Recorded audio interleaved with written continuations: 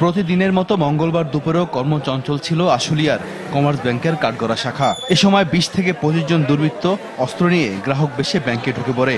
অস্ত্রের মুখে ম্যানেজার ওয়ালিউল্লাহকে জিম্মি করে ভল্টের চাবি চায়। চাবি দিতে অস্বীকার করলে তাকে কোপাতে শুরু করে সন্ত্রাসীরা। পরে তারা বোমা ফাটিয়ে ও গুলি ছুড়ে ত্রাস সৃষ্টি করে টাকা লুট করে পালিয়ে যায়।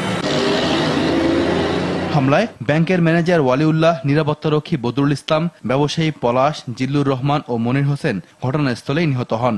তাদের মৃতদেহ সাভারের এনাম মেডিকেল হাসপাতালের মর্গে রাখা হয়েছে।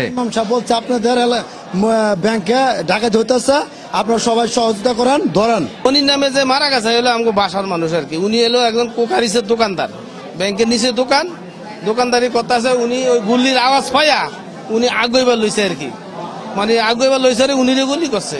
ডাকাতি করে পালানোর সময় গণপিটুনিতে এক ডাকাত নিহত হয়, গুরুতর আহত হয় আরো একজন। ব্যাংকের ভিতরে ঢুকে যাওয়ার পরে ব্যাংকের যে সব ম্যানেজার বা ছিল সবাই গুলি করছে। ব্যাংকের ম্যানেজার আপনার ব্যাংকের স্টাফ মধ্যে ৪-৫ জন অবস্থা খারাপ। আর এমনি ধরে আপনার যারা ছিল বাজারে কিছু দোকানদার আছে তারাও মানে ডাকাতদের আটকে অভিযান চলছে বলে জানিয়েছে পুলিশ। তবে ডাকাতরা কত টাকা নিয়ে গেছে তা জানাতে পারেননি ব্যাংক কর্মকর্তারা।